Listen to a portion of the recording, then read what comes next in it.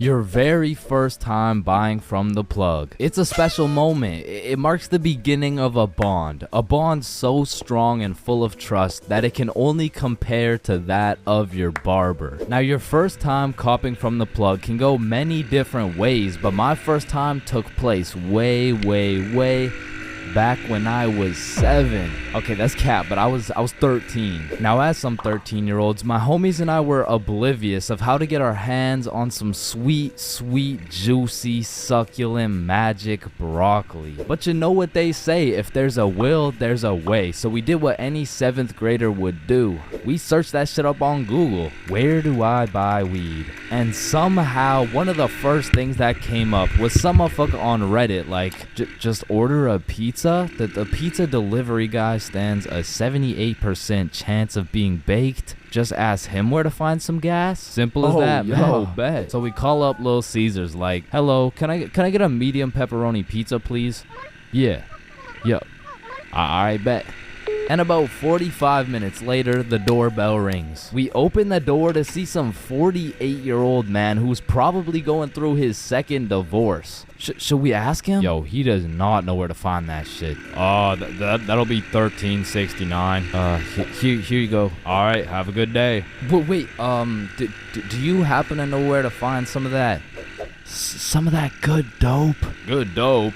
Oh, I see what you're saying. If you wanted some ranch dip, just say that. Nah. What he's trying to say here is, do you know where to find some of that good shit? Oh, you want some good shit, huh? You sure won't find it at Little Caesars. This pizza is ass. Go to Pizza Hut or something. Well, shit. What the fuck just happened? Okay, the guy on Reddit said there's a 78% chance. Maybe we just got unlucky with this one. And our dumbasses decide to order from Little Caesars again. That'll be 13. Okay, new plan. Yo, I think I know a guy. So Bob locates a local plug Snapchat. Billy adds him, and bro adds back. So now we've located the plug, but we had no clue on how to go about hitting this man up. Hello, Frederick Gordon Williams. I have reason to believe you are a plug and will be able to sell us some devil's lettuce, as we are minors, currently 13 years old. Just give us your home address and we will skirt and pull up soon. Sincerely, Billy. Instantly blocked, bro. Looking back, we sent the most federal message possible. We hit this man with his government name and asked him for his home address. But we had no clue that was federal. Like, that's peculiar. I wonder why he blocked us. So we did what any 7th grader would do. We searched that shit up on Google. How to hit up the plug. Be simple and forward. Use slang. Act cool. And after conducting a little more research, we were ready to try again. So I added him on my Snapchat. Yo, Big G. Let me cop some of that gas real quick, Cronum. Oh shit, he responded. How much you need? Shit, what do I say? Search it up. 3 pre-rolls. Let me get 3 pre-rolls, fam. Alright, meet me at Stickman Park at 2:30. So now we'd set a place and a time to cop some grass. However, what Frederick Gordon Williams didn't know was that we were a whopping 13 years old. Keep in mind, we were still in middle school, but this dude was in grade 10. Shit, I'm pretty sure he was 20 years old, but still in grade 10, which was pretty fucking scary for us 7th graders. So we threw on some drip we believed would make us look a little bit older, and we headed off to purchase some of Satan's spinach. We arrived at the park a little bit early, and as we waited, we discussed our plan. If he asks how old we are, we're 16. If he asks our grade, we're grade 10. If he asks our pronouns, we are he/. Bro, chill. He's not gonna interrogate us. It's a simple business transaction. Oh shit, there he is. And as Frederick approached us, I could feel my blood pressure rising. Some would say I was shitting bricks.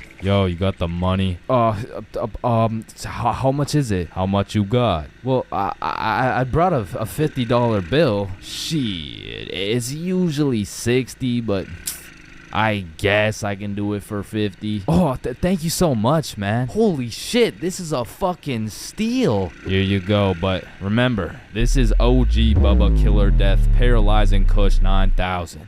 It got its name for a reason. Don't worry, we do weed all the time. Yeah, we're super teenager and shit. Yeah, sure, whatever, man. Well, have a good day, sir. And at last, 50 bones later, we had acquired some kush. Now, this wasn't our first time smoking, but our tolerance levels were low as fuck. So we pass around our first pre-roll, coughing up a fucking storm. And then we smoke up the next one and the next one until we're indubitably zooted. God damn. Are y'all feeling it? Shit, yeah, I'm feeling it. Well, what about you, Chains? Shit, I think he's feeling it. And as we made our way back to Bob's crib, my frame rates were dropping, my eyes were drying up, and my brain cells were unresponsive.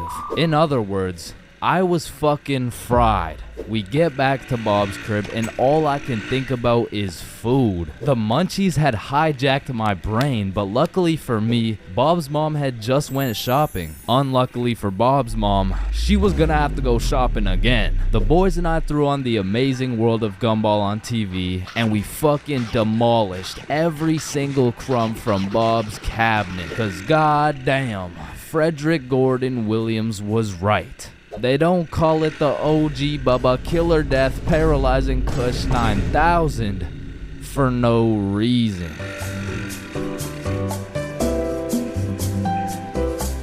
Getting baked is usually an exceptional experience that consists of eating food, laughing, questioning your entire existence, eating food, watching Netflix while eating more food. And you know, that's great and all, but every once in a while, that Zaza can take you to the deepest, darkest depths of the shadow realm. And trust me, that shit is not fun. So I wake up on a sunny Saturday afternoon at 1 p.m. You know, a respectable sleep in. I hop in the shower. It was a good shower. I check the Clash of Clans base. I didn't even get raided. I eat some scrambled eggs and toast. Shit was scrumptious. And all of these things led me to believe, damn, today's gonna be a good ass day. But little did I know, today would be the day I would look death in the eyes and fight for my life. So I finish my scrambled eggs and I pull up the boys group chat and I'm like, what's the move? And Bob's like, I don't know, let me check. So I'm like, okay, bet. There's no moves, bro. And because there was nothing to do, the boys and I would have no choice but to reside to the default move.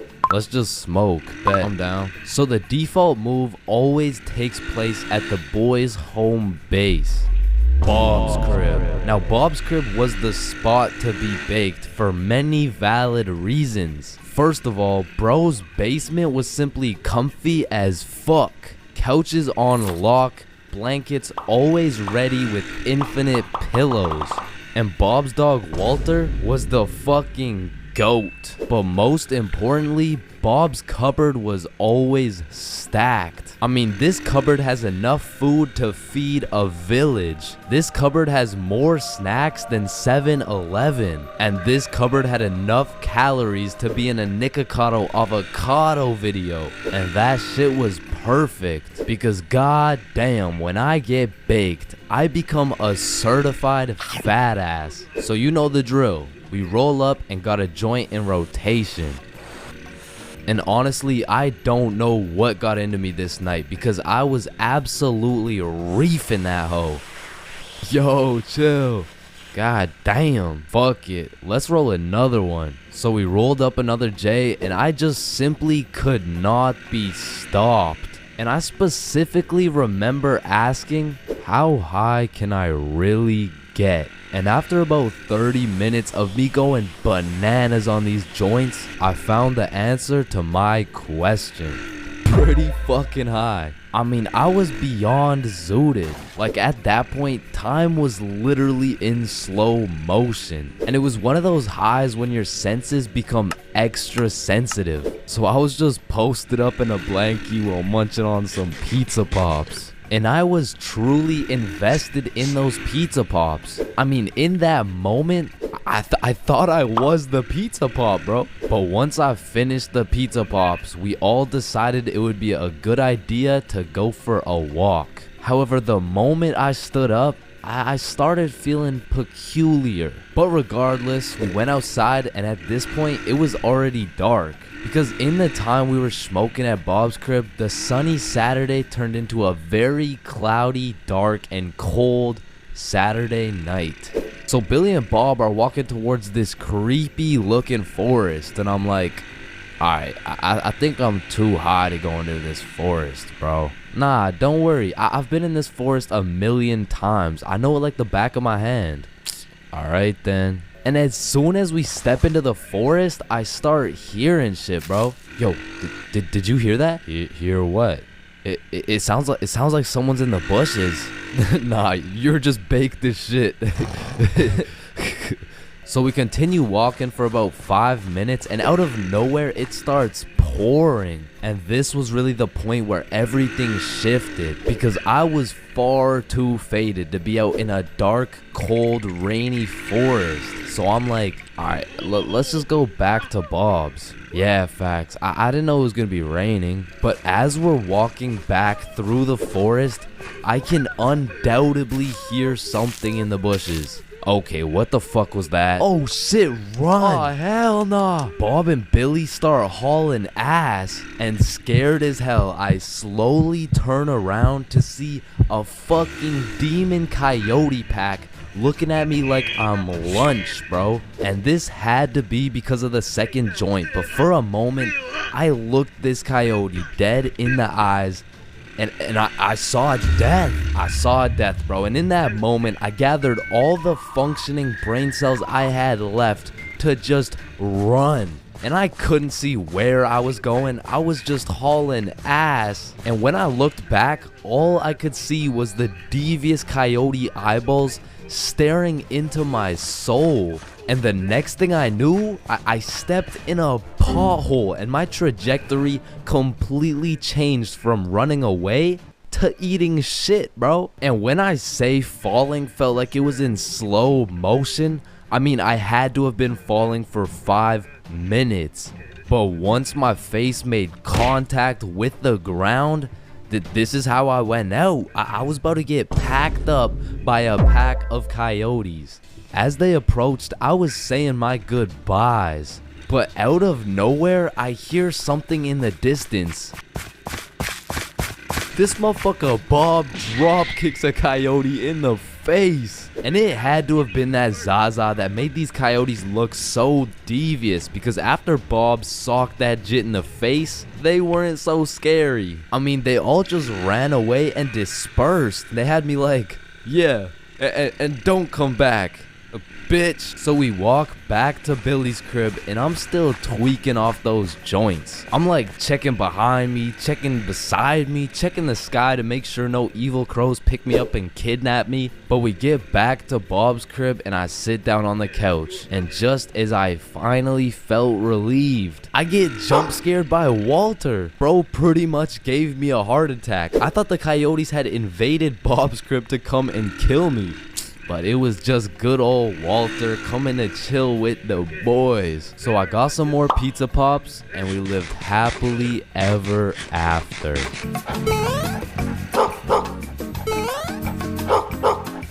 Greening out is the worst thing you can get hit with when smoking. And coming from a greening out connoisseur, I can tell you there are many different things you'll experience when ODing on that Zaza. I mean, greening out can range anywhere from a zooted panic attack all the way to seeing yourself in third person, and of course, if you go way too far, GURPing may occur. But let's start it off on a light note. When greening out, you may convince yourself you're about to fucking die. Now I know that might sound very bad, but trust me, it's even worse than you would think. Like, this is the type of green out that will have you fall into your knees in a Wendy's bathroom. The type of green out that will have you repenting your sins. And the type of green out that will have your life flashing before your eyes. Now, after a careful examination, I have determined this greenout is caused by combining an excessive amount of Mary Jane with negative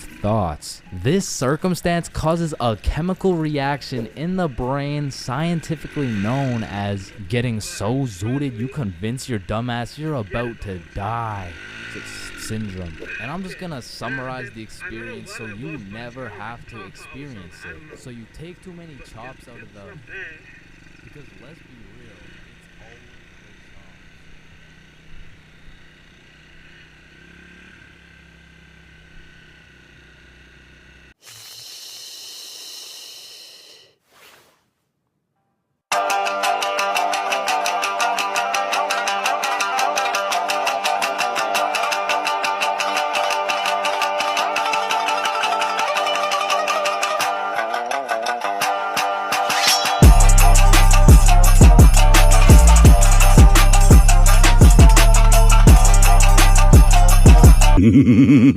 This is gonna be fun.